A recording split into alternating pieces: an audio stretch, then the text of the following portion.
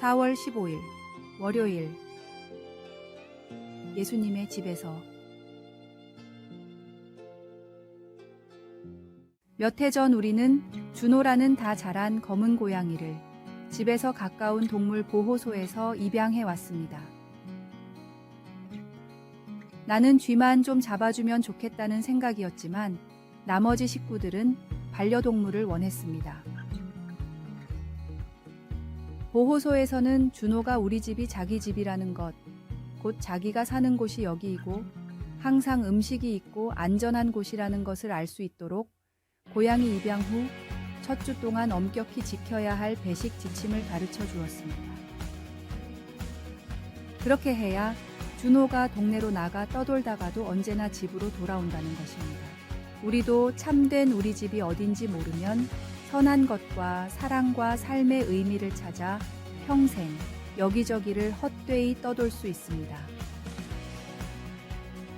예수님은 참된 삶을 얻으려면 내 안에 거하라 고 말씀하셨습니다. 성경학자 프레드릭 데일 브루너는 거하다 라는 말에 가족과 집의 의미가 들어있다고 말합니다. 그래서 브루너는 예수님의 말씀을 이렇게 해석합니다. 내가 있는 집에 거하라. 예수님은 이 말씀을 설명하시려고 포도나무에 달린 가지 비유를 사용하셨습니다. 나뭇가지가 살려면 반드시 집에 있어야 하고 속한 곳에 단단히 고정되어야 합니다. 우리의 문제를 해결해 주겠다거나 뭔가 새로운 지혜나 멋진 미래를 제공하겠다는 헛된 약속으로 우리를 현혹하는 목소리가 많이 있습니다. 하지만 참된 삶을 살려면 예수님 안에 머물러야 합니다. 그분의 집에 거해야 합니다. 말씀. 내 안에 거하라. 나도 너희 안에 거하리라.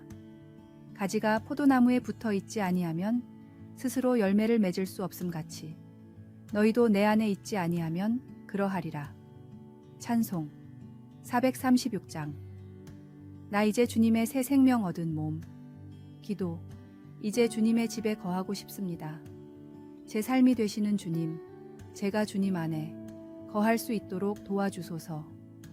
아멘.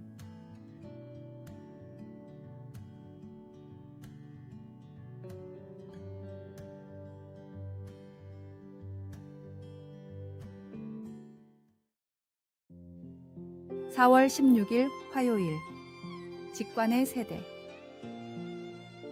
사회학자들은 최근 학생들 사이에서 쿼터리즘 현상이 두드러지고 있다고 지적합니다. 이 용어는 학생들의 최대 집중 시간이 1시간의 4분의 1, 즉 15분에 불과함을 지칭합니다. 이는 10분을 초과하는 동영상에 대한 관심 부족, 2시간 분량의 영화를 지루해하는 경향 등에서 나타납니다. 심지어 대화를 할 때조차 오늘 교회 9시까지 와 같은 간단한 메시지를 여러 줄로 나누어 전달하는 경향이 있습니다.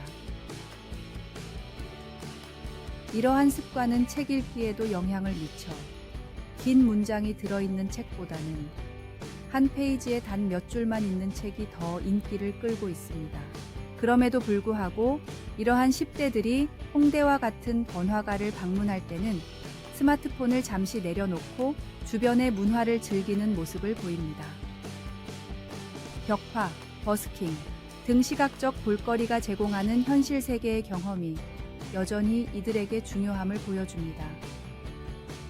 이는 직관의 세대로 불리는 이들이 진정으로 소통하고 만족을 느끼는 것은 직접적인 인간관계와 현실 세계의 경험임을 시사합니다. 이러한 10대들의 특성을 이해하지 못한다면 교회가 그들에게 복음을 효과적으로 전달하기 어렵습니다. 따라서 10대들에게 맞는 교회 내 문화와 복음 전파 방법에 대해 개방적이고 기도하는 마음을 가져야 합니다. 우리는 이들의 습관과 선호도에 편견을 갖지 않으면서 그들이 진정으로 소통하고 공감할 수 있는 방식으로 복음을 전해야 합니다. 커뮤니티 기반의 활동을 통한 복음의 경험, 시각적인 컨텐츠 활용, 실생활에 복음의 메시지가 연결될 수 있는 사례들을 공유하는 등의 방법을 찾아보아야겠습니다. 말씀. 너는 진리의 말씀을 옳게 분별하며 부끄러울 것이 없는 일꾼으로 인정된 자로 자신을 하나님 앞에 드리기를 힘쓰라. 찬송 501장. 너 시온아 이 소식 전파하라. 오늘의 만나. 지금 시대의 10대들에게도 부흥의 불길이 일어났으면 좋겠습니다. 주님 품으로 돌아오는 10대들이 많아지도록 기도해 주십시오.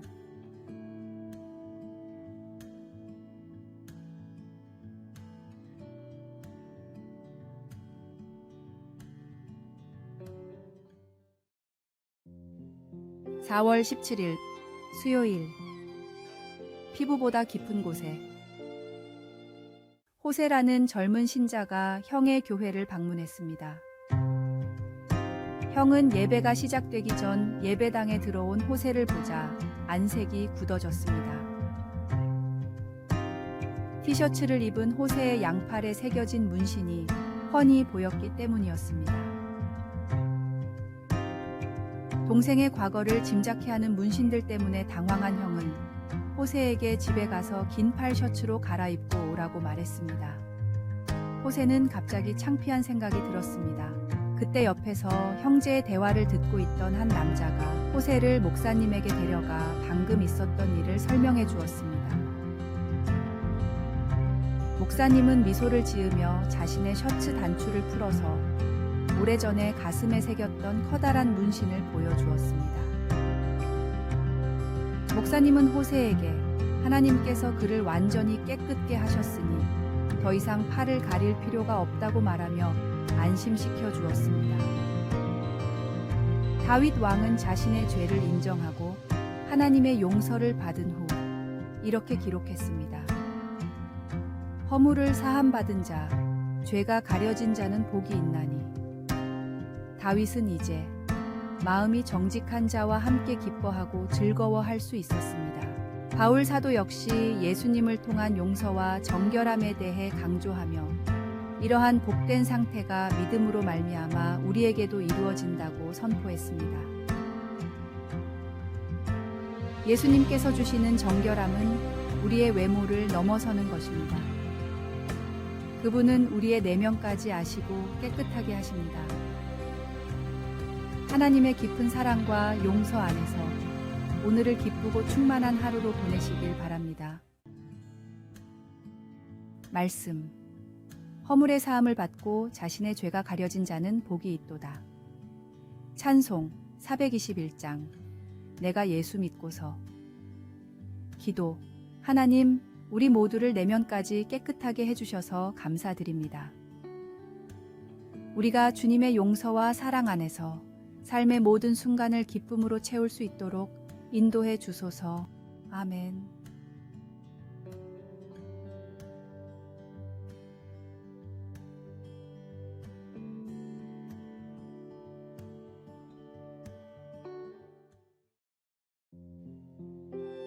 (4월 18일) 목요일. 호랑이와 치와와. 치와와는 세상에서 가장 작은 견종 중 하나이지만 그 성질은 의외로 호전적입니다. 그들의 크기나 힘은 작지만 특히 더 크고 강한 견종을 만나도 주저하지 않고 도전적으로 지저대는 경향이 있습니다. 그럼에도 불구하고 치와와의 짖음이나 공격이 큰 위협으로 여겨지지는 않습니다.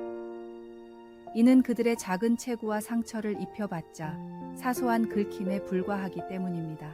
반대로 호랑이는 동물의 왕으로 불리며 그 위엄과 카리스마는 말없이도 주변을 압도합니다. 비록 거대한 체격을 가졌지만 호랑이는 굳이 자신의 존재감을 과시하지 않으며 필요 이상으로 힘을 드러내지 않습니다.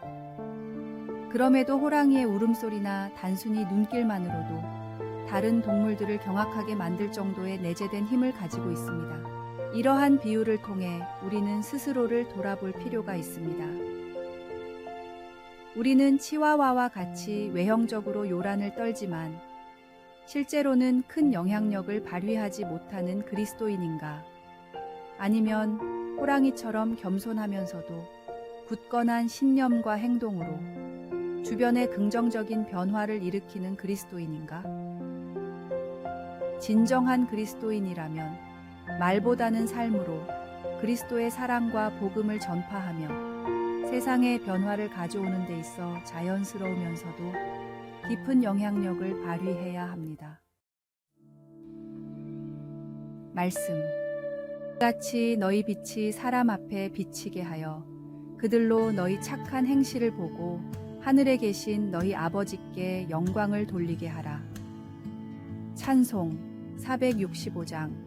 주 믿는 나 남 위해 오늘의 만나. 내 삶이 주변에 어떤 빛을 비추고 있으며 말이 아닌 행동으로 하나님의 사랑을 어떻게 드러내고 있는가 묵상해 보십시오.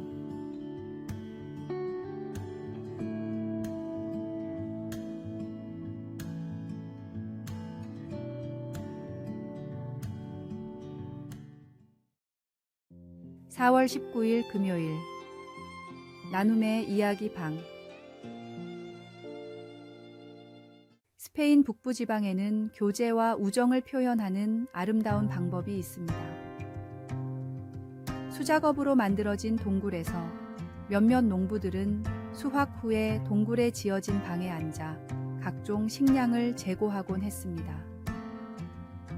시간이 흐르면서 이 방은 나눔의 이야기 방으로 알려지게 되었는데, 여기는 친구들과 가족들이 모여 자신들의 이야기, 비밀, 그리고 꿈을 나누는 공동체의 장소가 되었습니다. 당신도 믿을 만한 친구들과 친밀한 만남의 시간이 필요하다면 그 나눔의 이야기 방으로 향할 것입니다. 만일 그렇게 돈독한 우정을 나누었던 요나단과 다윗이 스페인 북부지방에 살았더라면 그들도 나눔의 이야기 방을 만들었지도 모릅니다. 사울 왕이 질투심에 사로잡혀 다윗을 죽이려고 했을 때 그의 큰아들 요나단이 다윗을 보호해 주었고 그의 친구가 되었습니다. 두 사람은 마음이 하나가 되었으며 요나단은 그를 자기 생명같이 사랑했습니다. 그리고 자신이 확고한 왕위 계승자임에도 불구하고 하나님이 다윗을 왕으로 택하셨음을 인정했습니다. 요나단은 다윗에게 자신의 겉옷과 칼, 활과 허리띠를 주었습니다. 훗날 다윗은 친구로서 요나단의 깊은 사랑은 기이한 것이었다고 말했습니다. 예수님을 믿는 우리들도 그리스도를 닮은 사랑과 보살핌을 나타내는 우정, 어린 나눔의 이야기 방을 지을 수 있도록 주님께서 도와주시기를 기도합니다. 시간을 내어 친구들과 어울리고 우리 마음을 열며 하나님 안에서 서로 진정한 교제를 나누며 살아가도록 합시다. 말씀. 요나단은 다윗을 자기 생명같이 사랑하여 더불어 언약을 맺었으며. 찬송 221장. 주 믿는 형제들. 기도. 주님, 우리가 서로의 이야기, 꿈, 그리고 비밀을 나누며 진정한 교제와 우정을 키울 수 있는 나눔의 이야기 방을 만들어가는 공동체가 되도록 이끌어 주소서. 아멘.